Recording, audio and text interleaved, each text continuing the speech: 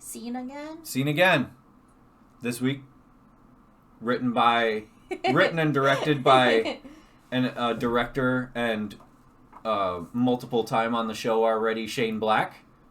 Directed by John McTiernan. Well, McTiernan also a famous action director. Correct.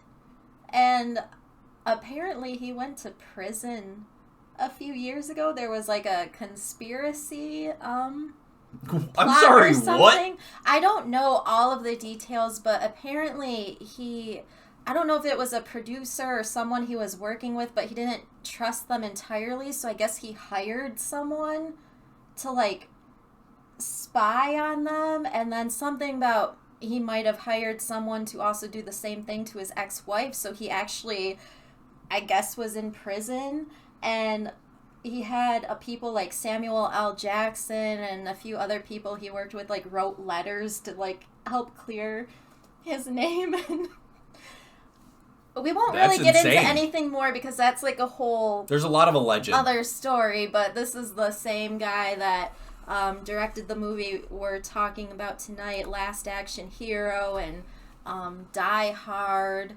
I believe he also directed Predator. There's a possibility because there's a Predator reference in this movie. Yeah, well, there's a lot of references. But yeah, Last Action Hero came out in 1993, so yeah, I was about 9 or 10 years old, and this was my first time seeing it again since it first came out, because I think it just went way over my head back then. Like, I didn't totally understand what was happening, which I can understand. This was not a successful movie by any means. And that's part of the reason it wasn't successful, I believe, is because it went over so many people's heads. Like, you watch it, and if you have no sense of humor about it, you assume that it is just a horror action movie. Yeah. Like, it's over the top. But rewatching it now, I'm like, wow, this is so clever and it's really funny. But of course, as a kid, I wouldn't have, understood really what was happening. And also, it did not really succeed at the time because it came out the week after Jurassic Park. Hi, Nick. Oh, hi.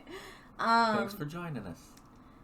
So, yeah, they were, I guess, going back and forth with the studio to try to get an earlier release for it.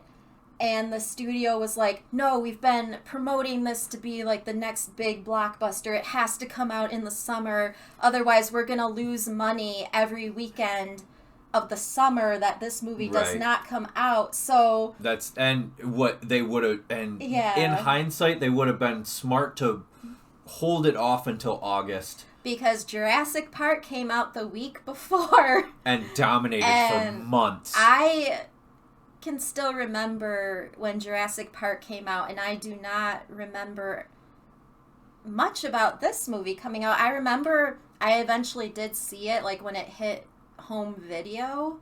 But yeah, at the time, like, Jurassic Park was everything. It was like this movie that was blowing people's minds. Like, you have to see it, like, you have to see these special effects, and just still to this day holds up incredibly well.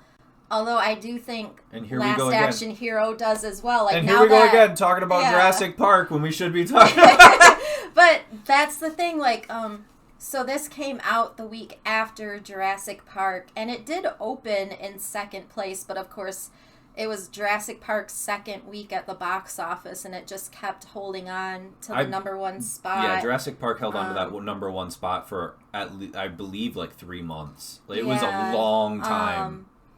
This movie had a budget of $85 million, and the total box office gross was like $131 million, but it just did not meet the studio's expectations because they were really hyping this up to be like the next Arnold blockbuster. This is going to be the biggest movie of the year. Which is the wrong marketing. Well, it's the wrong marketing for the movie because it's not a big action movie. It's not a... If you're going to put it into any little box, I would put it into a comedy. Mm-hmm. Because you're making fun of action movies. Yeah. It's completely a deconstruction of the action genre. Mm-hmm. And if they would have marketed it more in that sense, Arnold makes fun of himself, it would have made a lot more money. And also, if you're not someone who really pays attention to the aftermath of movies coming out and how the success or failure of a movie is judged, you would think 123 on an 85? 123 million on an 85 budget? Yeah, 137. 137? Yeah. You would think as a lay person, that's a success, they made money. But studios don't see it that way.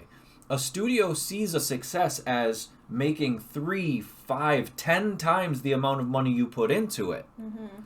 Especially if you compare, like, you have someone like Arnold in the movie and you compare what his previous movies were making, and there at the time the reviews for this weren't great, and it seemed like a lot of people were waiting for the Arnold backlash because he had been so big for so long. I think there were a lot of people who were kind of sick of seeing him, so a lot of people were like relishing in the fact that a movie that he made wasn't doing that great. Although it did start doing well when it hit home video. That's where it started to make a lot of its money. I would also say this is the time in his career where he started becoming less of an action hero and more of a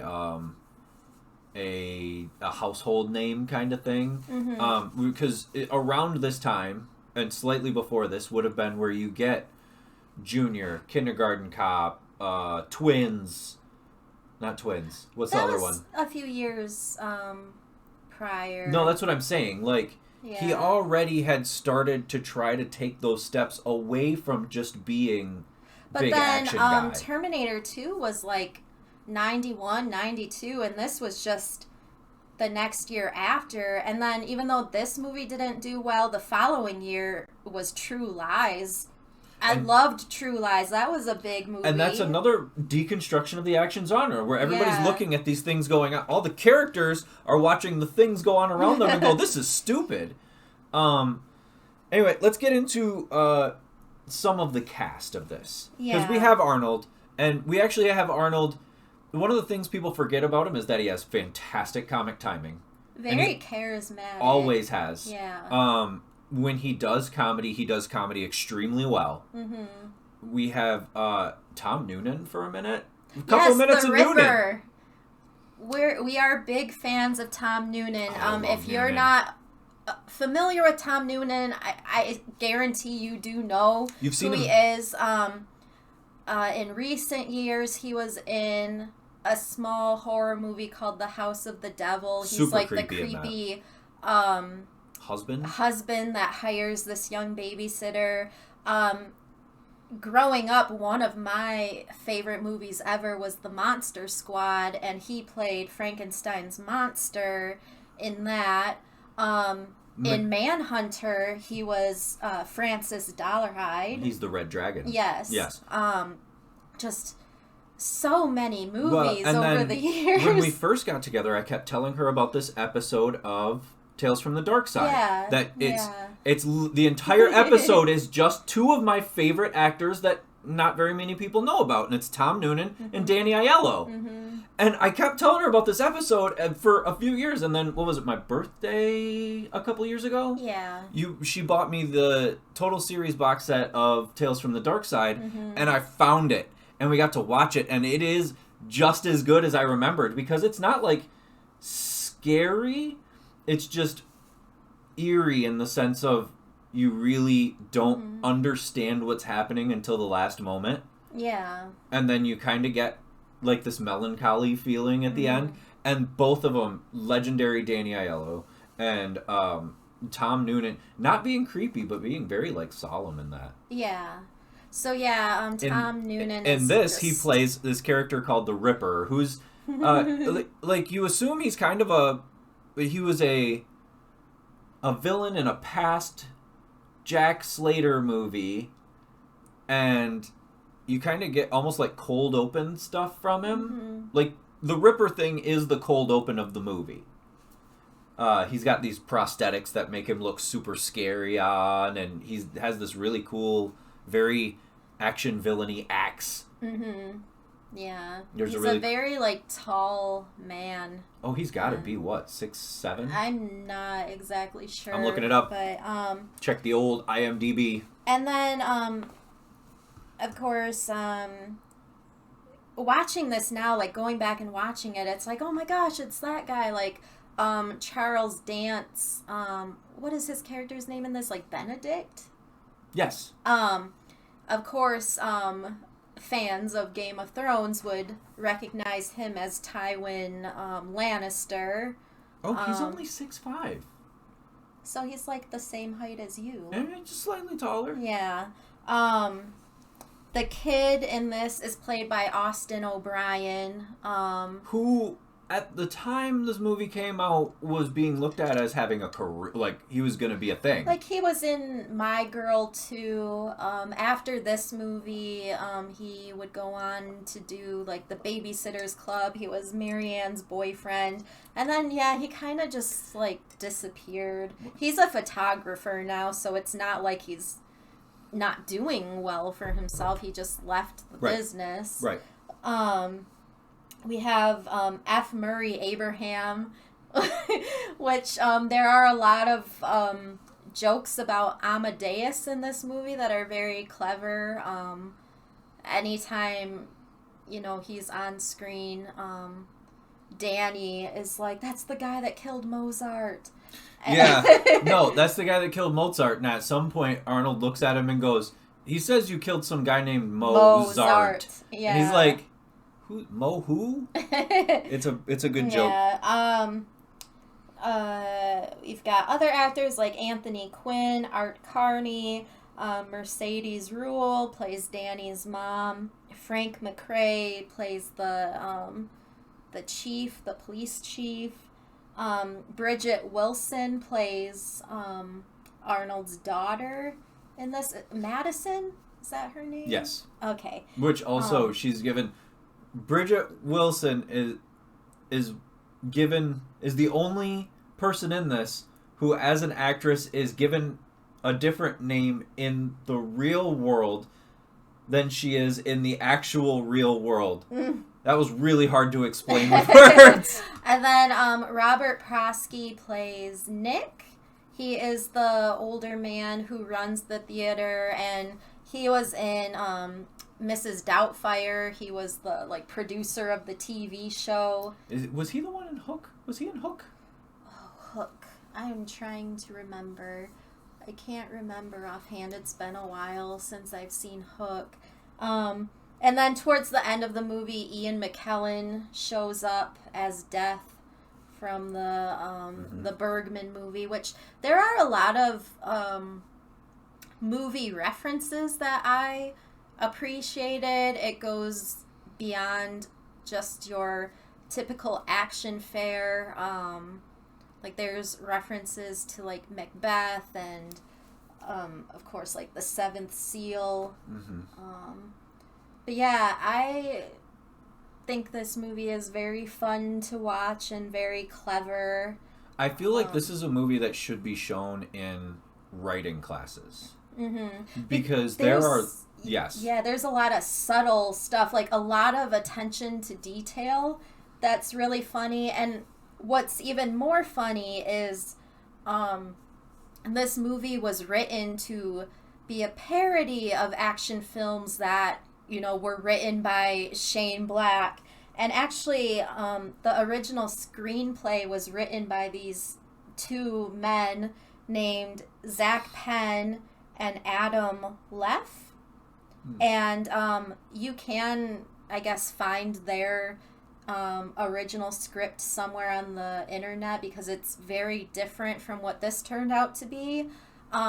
So they're still credited for the story of this movie, but not for the screenplay. So they wrote this to be a parody of all these different action movies, especially ones written by Shane Black, who incidentally the studio asked to come in and kind of take over the screenwriting process. Which, I mean, one of the reasons one of the things that I totally don't understand is how the idea that this was lost as a parody, how the idea that this is a parody was lost on people, because it's so comically over the top that if you're watching it and going, man, this is bad, it's so over the top, it doesn't make any sense, wouldn't you go, at a certain point, start laughing? You know what I mean? Like, at what point do you start laughing at it? If you're trying to take it seriously. It's like recently we were playing Cards Against Humanity, and there was a joke about a box. There was a card about a box, and then there was a card about another box, and then a box inside of a box, and then a man-shaped box, and a box-shaped man, and it kept happening. And at first we went, what the hell are these box cards? And by probably the 30th one, I was laughing so hard I hurt. And it should have worked like that, where it was so absurd that by the time it hit you how absurd it was, you didn't realize you were having fun. Yeah. What's crazy, too, is, so they had Shane Black come in and kind of, revise the script and take over the screenplay, but there were also several script doctors that came in to, kind of edit the script here and there, and one of them was Carrie Fisher, because Carrie Fisher used to do a lot of script doctoring. Which is, I mean, when you started that sentence, I got really scared, because anytime you hear about studio script doctors, they ruin things. So many movies that we've watched and then found out what they were supposed to be, but studios had altered the script, it really hurts to wonder what we would have gotten. We recently had a conversation about Aliens 3. Yeah. Which the original script of that sounded really interesting, and then the studio got involved. So I have always really liked this movie. This is a movie I've watched since I was a kid. We forgot about the photos. Oh, I can do that. Where's the thing? Oh, there it is. That was one thing, too, I believe I read about John McTiernan, is he really liked the script and making the movie for the first part, but the studio was just like, we need to have the movie done by this time, we need to have this big summer release. So I guess towards the end of it, it was a bit rushed. And don't do that. It's just a big bummer whenever that happens. Yeah, it's frustrating. Because you can see the parts of the film that may have been rushed. Yeah. You can really tell what those are. But also, the parts that were given... Oh, here's Dyson, everybody. You can... Also, the parts of the film that are done correctly and with this sense of humor and fun, you have fun watching. So, you kind of have to... take the good with the bad of it, but if you watch it with the right mindset, here, I'm going to make those a little smaller. If you watch it with the right mindset, it's so much fun to just have fun with. Yeah, and I didn't remember a lot of it from when I had first seen it, but what I did remember vividly was that scene in the movie store where Stallone was on all of the posters. Stallone is the Terminator. Instead of Arnold. Yeah. But there's just so many funny jokes, and then I always like to notice different things when watching this, like the scene where they're at his house and they're kind of holding them hostage, and then Arnold is shooting people with all these machine guns, and there's a guy who gets his head put into the wall, and then he's just stuck in that position. His head is stuck in the drywall, and he's trying to move, but his head is it's pretty funny. So the characters will be passing him, and he's still just standing there with his head in the wall, but there's a lot of things like that in this. Okay, the reason this movie even came up for this segment is because I was watching it for my own funsies, and she was somewhere and then got home, and she was like, what? I haven't seen this in forever. It's like sat down and started having fun with it with me. Yeah. And I think the part that grabbed her, the thing that made her go, okay, maybe this is a good movie, is a scene where they're driving. And when people are driving in a movie and you see them going like this and they're talking and they're not looking, but all the cars behind him are like crashing into each other. Yeah. All the cars, because he's kind of like, you don't realize that he's going like this, so his car has to be going like this. So all the cars behind them are like spinning out, and it's because Danny is this kid who loves action movies, and he loves these Jack Slater movies, and Nick, the older man who runs the theater, has this like magical movie ticket. It was given to him by Houdini. Yeah, so Danny gets pulled into this movie. So like most of the movie is Danny trying to convince Jack that it's all a movie and he knows what's going to happen. He knows like how the minds of the bad guys, and so in the car, they're pretty much just arguing because he's trying to convince him, like, no, this is a movie. And so, like, Arnold keeps, like, turning to look at him because he's in the back seat, and just seeing all the cars in behind the car, like, crashing and stuff like that. It was really funny. Yeah. So Nick gives him the golden ticket. He tears it in half. And the reason Nick, an older man, he says he was scared to use it. Which I believe is an allusion to some people denying themselves their imagination. Yeah. But he finally tears the ticket and he hands one half to Danny, who goes to watch the movie and then gets pulled in. Because, so the new Jack Slater movie is coming out, and Nick has, like, an early copy of it that he's gonna watch. Right, he has to preview the print. Yeah. So that when it goes to the big... Because his theater is going out of business. So he's going to preview the print for a little bit of money so that he can make sure... It's so that he can send it to the big fancy theater for the premiere, and everybody will know that there's nothing wrong with it. He's going to make sure there's nothing wrong with the print. And he goes, hey, Danny, well, I mean, there's going to be nobody else in here if you want to come in at midnight and watch the new Jack Slater before everybody else. And, of course, he does. Yeah. Go on. I interrupted you, I think. Oh, no. It's okay. It's just so much fun. So he gets pulled into the movie because the ticket allows you to travel back and forth. There's no... It's one of those things where, like, it's the MacGuffin of the movie, but also there's really... Ow, I have something in my eye. Okay, I'm better. There's no rhyme or reason to it. There's no rules to this ticket. Which, I mean, if we're writing the ticket as this allusion to the creative process or being... creative, using your imagination, that's correct. There's really no way to unlock the potential of it.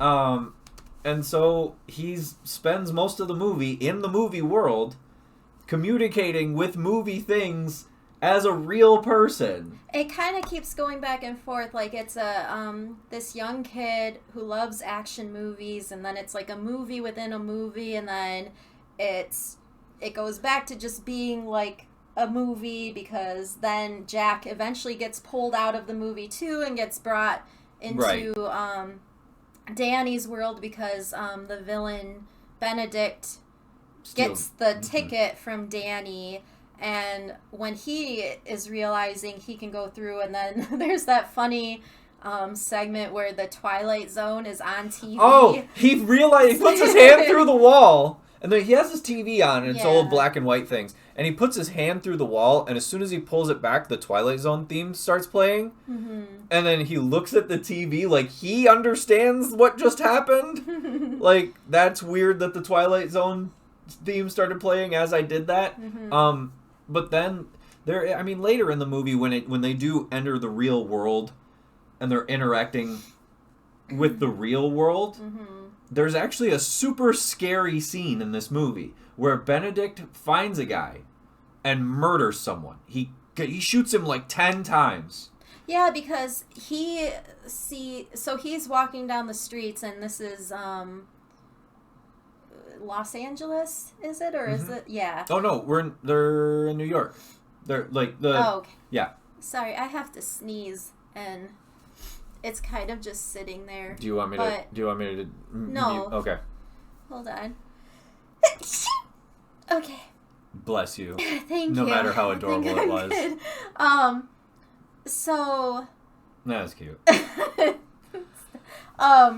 So he's walking down the street, and like he's seeing violence and stuff, and like he's realizing like there's no cops around or anything. So then he's like, what would happen if I just like start shooting people and no cops show up? Well, not only that, he kills the guy, and then he walks in the middle of the street and he goes, I just murdered that man. And he waits for sirens. And I'm gonna kill more people. Nothing. Yeah. So he realizes he can do whatever he wants here. Because the real world is scarier than those movie plays. Like, even though we see the violence and the explosions and the craziness on the screen in the movie world, the real world is a whole lot scarier because there's actually not that much stopping it.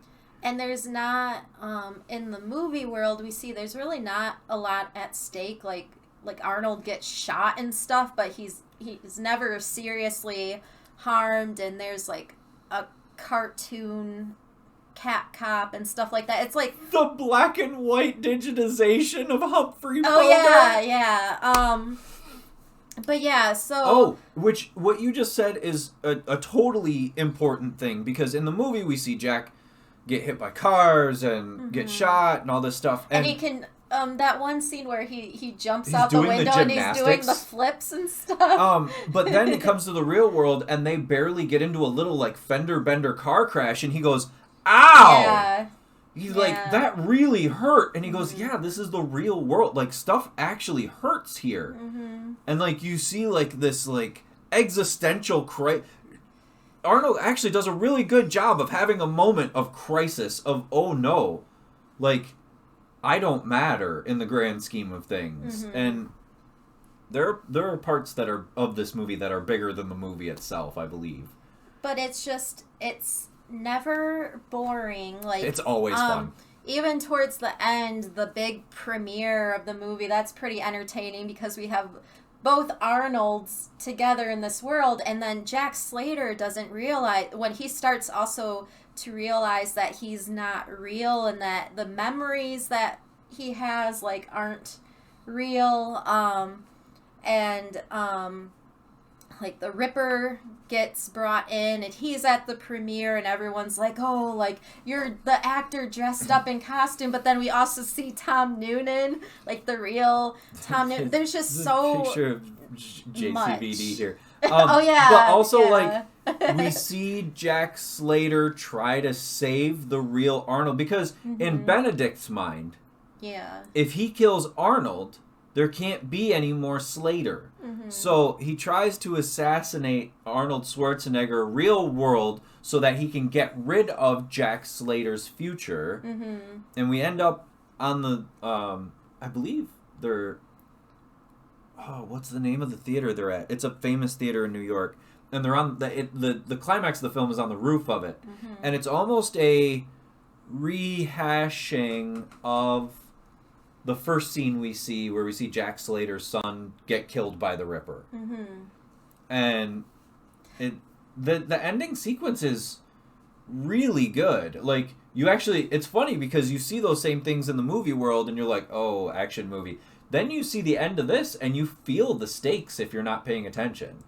So we have like this story, but then there's just a lot for the fandom, like of Arnold's movies. Like we get Robert Patrick from Terminator 2. Have you seen this child? Yes. Yeah. And Danny runs into him in front of the theater and he's just kind of like freaked out. Well, because Benedict, one of the things that we haven't talked about is Benedict uses the ticket and starts pulling villains from other movies into the real world. Yeah.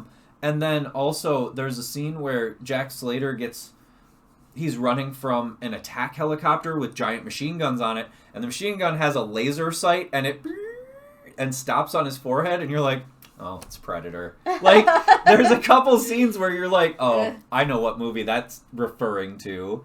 And, like, yeah, there is, like, some fan service, and I believe that, it was, like, kind of taking the piss out of the fan service, but also it's like, look how much fun we have just watching these. Yeah, like, the scene where, Danny and Jack go to his apartment, and, like, I don't know what it was, maybe his apartment is so bare, but, when I was a kid, the movie Cobra was big in our house. We loved that movie.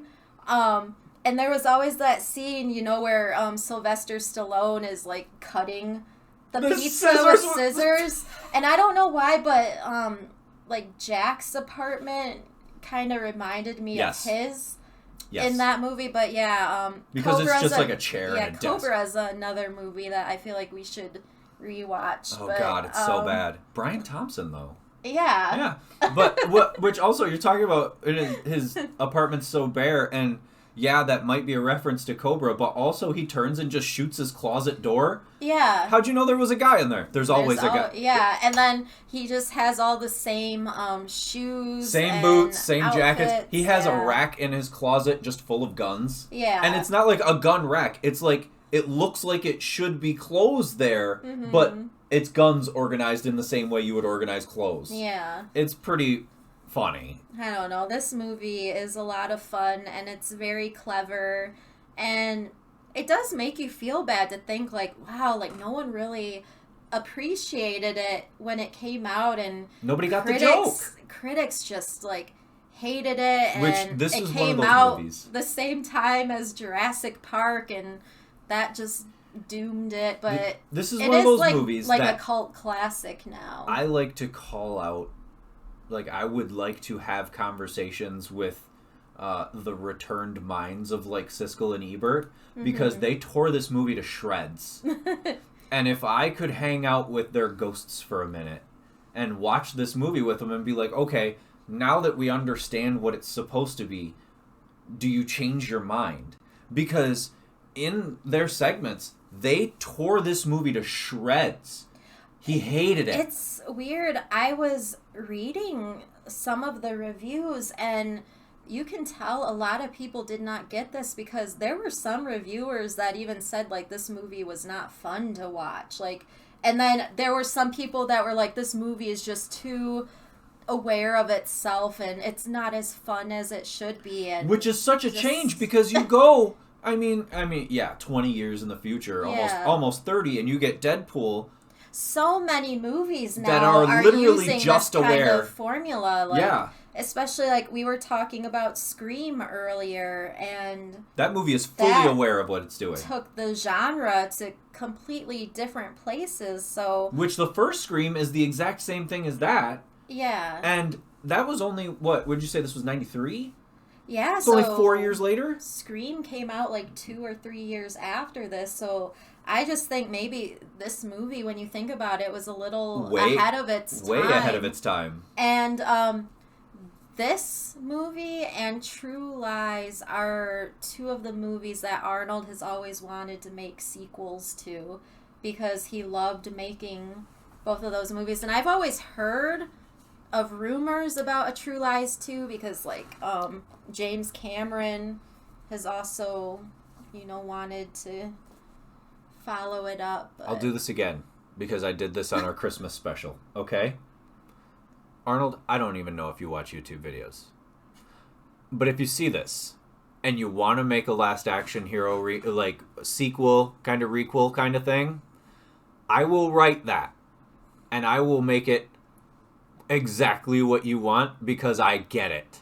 Like, I'd come up with the concept of that immediately, and I would hand it to him, because I feel like this could be, if this movie was made now, it would get a way better reception than it got.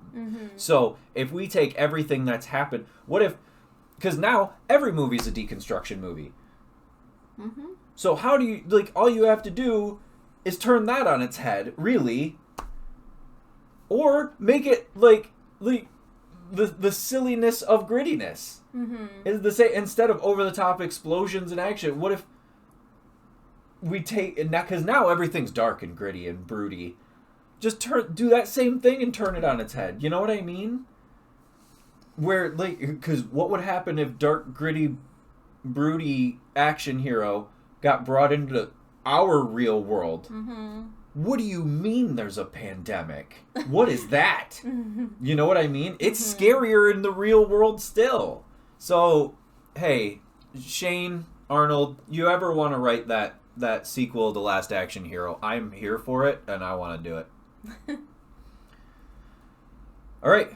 Well, yeah, so Last Action Hero, it is currently on Netflix. Fully recommend. Yeah.